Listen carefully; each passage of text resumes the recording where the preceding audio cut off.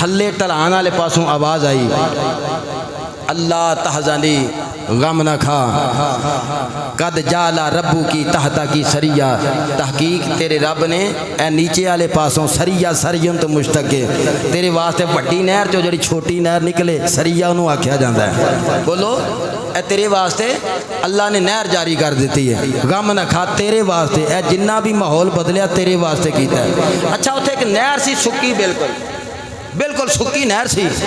अल्लाह दी बंदी बीबी मरियम उत्थे चलियां गईयां, ईसा अलैहिस्सलाम दे मिलाद दा वेला हो गया, जिबरील ने फूक मारी दम कीता, बीबी मरियम चलियां गईयां शिक में अथर दे अंदर ईसा नबी जदों उत्थे पहुंचियां ना ते टुंड सी एक खजूर दा तना बिल्कुल सुक्का, उत्थे जाके अल्लाह ने फरिश्तियां नूं आख्या, फरिश्तियां आवाज़ दी, आवाज़ आई ए थल्ले वाले पासों ढलान सी जिथे जिस जगह ते बैठियां थल्ले इंज नहर एक सुक्की सी बिल्कुल। हुण ना ते ज़ाहरी कोई असबाब, ना कोई बारिश, ना बदल, ना दरिया, ना समंदर, बगैर असबाब दे अल्लाह ने नहर जारी कर दी थी। उच्ची आखो सुभान अल्लाह।